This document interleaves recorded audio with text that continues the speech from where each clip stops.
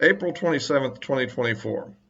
Well, President Trump has finally got his, if you will, case before the Supreme Court finally, and the court, and that's on the issue of presidential immunity, which was heard on Thursday. And in fact, it's interesting that the court, of course, took so long to hear it, even though the special counsel was pushing to have the date moved up. They were quite leisurely about scheduling this. And from what I get, it looks like the three liberals, of course, are pushing. Well, the basic issue here is that the special counsel is arguing against the idea of presidential immunity for acts committed in office, while the attorney for Trump is advocating for presidential immunity for acts committed as official acts of office. And so that's the basic issue here, as I understand it. Of course, the position that the special counsel takes is completely absurd, taken to its limit, because obviously somebody who's adequately hostile, such as the special counsel is, could conceivably come up with a charge against any ex-president.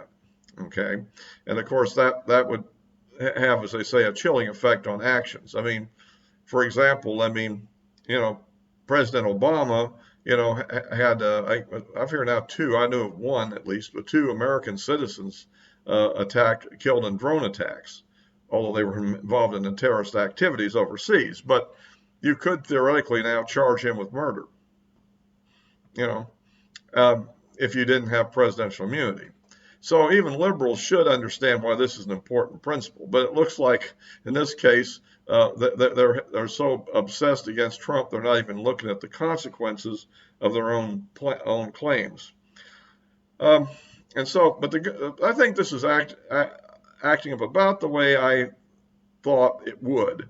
And that is, I said, I didn't really see if they weren't going to make some kind of a ruling that would be somewhat more favorable to Trump than what the appellate court had. I don't know why they were even taking the case. Of course, there is another reason to take the case. If the appellate court went too far, I didn't realize they went as far as they may have gone, because I haven't read the 50-page opinion. But at any rate, and that was a pretty liberal group of people there on that court. So, so I think that what's evolving here should be helpful, and we don't know exactly where the court's going to go with this.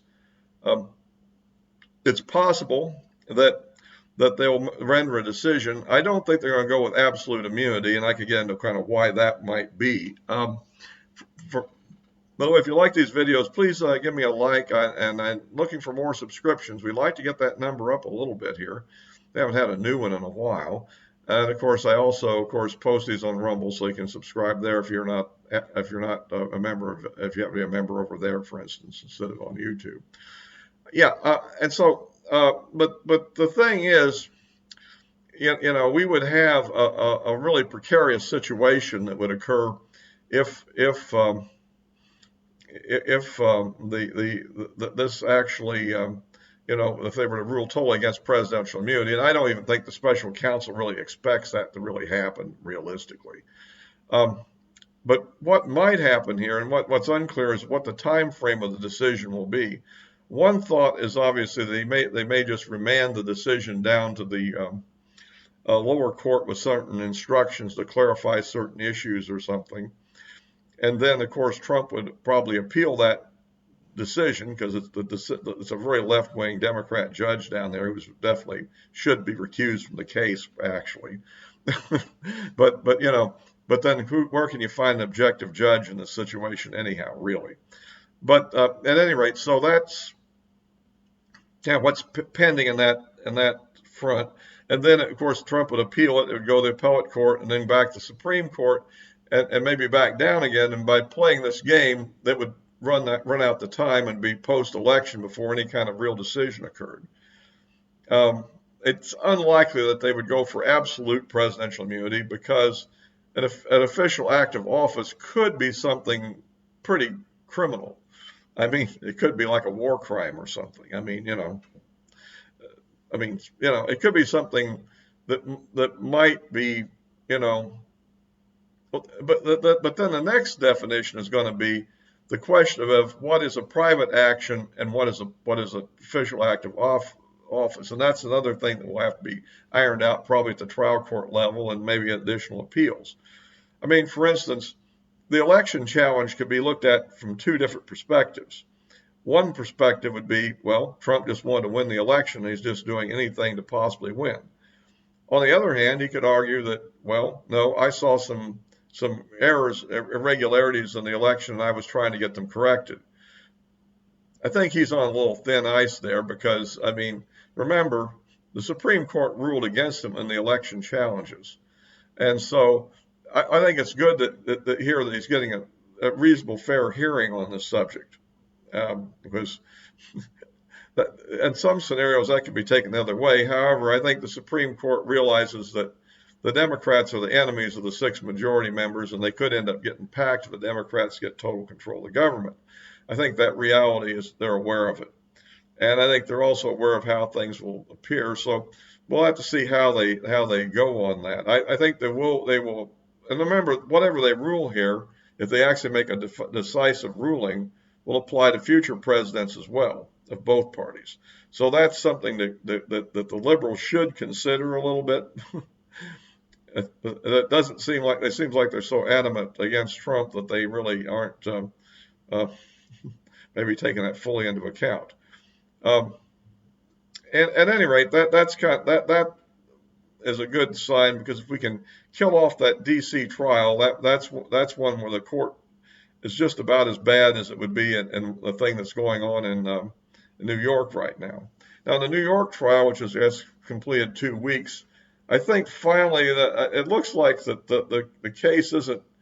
If you had an objective jury that wasn't biased, I think that the case seems to be on the path of falling apart.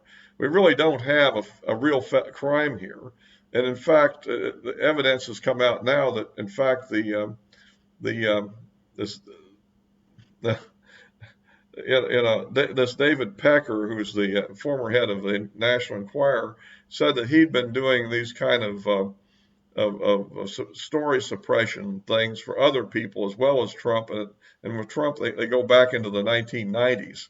So it doesn't look like this was something, and there's another motive behind this, because obviously if he really was having an affair, or if it's just somebody was claiming he was, it still could be embarrassment to the family, and so he might not want that to be in the media. So that's a motivation as well as the presidential thing. On the other hand, there are a little bit of, well, we also have his former attorney, here who's a known perjurer, who's also going to become one of the key witnesses then to try to nail home the case. So it's going to be an interesting thing how this ends up, and whether it ends up in a not guilty verdict, a guilty verdict, or a mistrial hung jury. And that's an interesting question. I mean, it's hard for me to believe going in this thing that he would actually be able to get acquitted. Although, wouldn't that be funny if it happened? I mean, that would be a complete disaster for the left. I mean, imagine this: if they tried to do this on a totally hokey charge, and a jury in the most prejudiced court you could imagine acquits him. I doubt that's going to really happen. I don't have that much faith in the system. I hope I look really foolish after this is over if he is, but I don't think that's going to happen. So then you get into the question, would he be better off being convicted or acquitted, or a mistrial? And the problem with a mistrial is, if there's a mistrial, well, in that case, they'll obviously reschedule for another trial, probably, given the hostility of that judge. I doubt they're going to just give it up. I mean, this isn't normal legal process, This is a vendetta. So, and that means he'd be tied up for another couple of months or whatever it would be in another trial, taking him off the campaign trail. So it looks to me like, in a cold courtroom, which is another interesting characteristic. Where if he was convicted, well, there might be a sentence. He would be appealing this situation, and presumably it would eventually get overturned. And you have to add to the case that it's unclear exactly whether or not they could immediately put him in prison. Since he's entitled to Secret Service protection, it's unclear exactly how that would go down. And it looks like that aspect of it alone could get it elevated to federal court, perhaps even to the Supreme Court eventually. And so the whole thing might get delayed anyhow, and it would leave him free to campaign.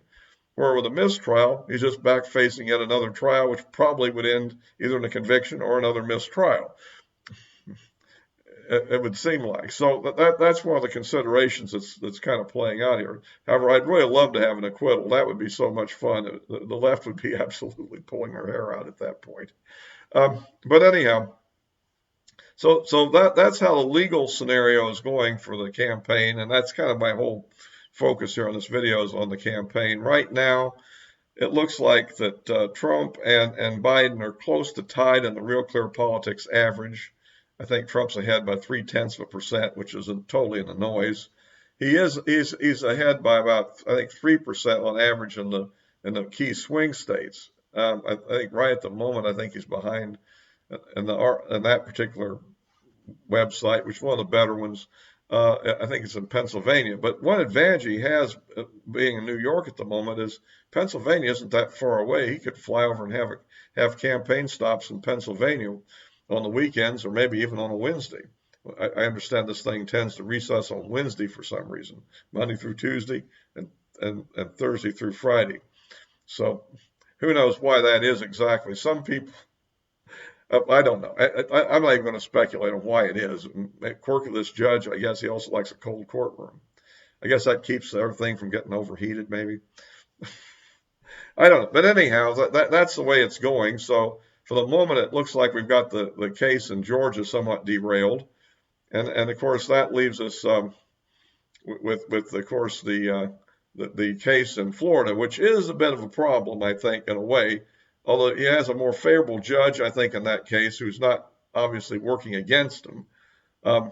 We don't. The Democrats are convinced just as much as we're convinced the judge in the New York case is biased against Trump. The Democrats are convinced the judge there is biased for him.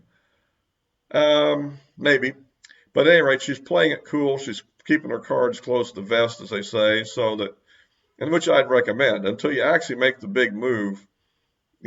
Be objective until the right moment, and hopefully this will get delayed and delayed and delayed also, maybe. If it was tried as a straight out case and with just a normal person that did exactly what he did, I think it would be a conviction. I don't understand why he did what he did. I've mentioned this before. I am flabbergasted at this, not at the criminality, but just at the pure craziness of it. Why would you do this? I mean, when they apparently this started off, I'm hearing they only asked for 3 documents back, and he refused to give them back, and all this stuff, and then it turned into one thing after another. Like I say, most of these documents, I'm not sure all of them, but maybe all of them, but most of them were things that just got packed when he left the White House. By I think the GSA did the packing. He didn't do it himself. I think it was just stuff that was in the residence area. Of course, this document shouldn't have been in the residence area. If you're not, they should be in a safe when you're not reviewing them, and they should be reviewed in a SCIF, like the Situation Room, right? That's why they have secure facilities. But at any rate, Trump was always, I don't think he ever worked in a job prior to this where he was involved with high security documents, so he doesn't have quite the flavor of how that's treated, which is rather, well, there are procedures. At any rate, but he isn't an ordinary person. He is a president, and there is a Presidential Records Act, and there's the fact that the juries may not, that one may be one that's more likely to head toward a mistrial, I would think, rather than a likely conviction. Just because I think a lot of people are going to see it as kind of a bogus thing. Or maybe he can get some kind of appeal going. I know there is one appeal going from that one, which is trying to claim that the appointment of Jack Smith as special counsel is unconstitutional. Now, whether the Supreme Court will bite on that one or not, I don't know. But that's kind of the situation on that. So that's kind of a kind of a look into the various cases that he's facing here, and um, it's like we'll have to see, but that's kind of key. On the other hand, I think it still looks like we're kind of in a tight race, and it's a little bit unclear. But the general thought is that Robert Kennedy Jr.'s presence will probably be helpful to him, although Robert Kennedy seems to be trying to act more conservative now to try to pick up some Trump support. Because after all, he doesn't really want to be a spoiler that reelects Trump. I don't think he likes Trump much more than any of the other Democrats do. So on the final analysis, I still tend to think that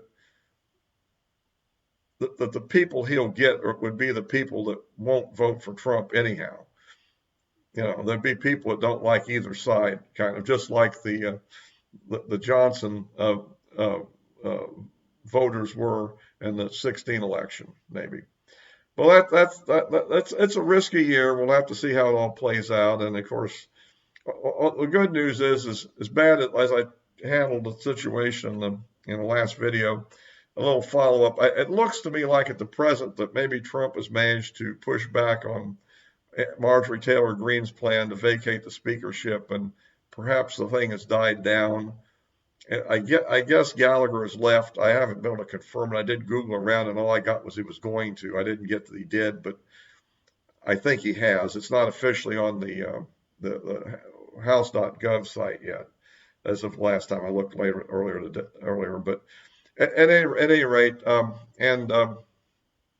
so, but but it turns out that a Democrat congressman passed away. Although I think he's in a strong Democrat district, so presumably there'll be a special election to replace him.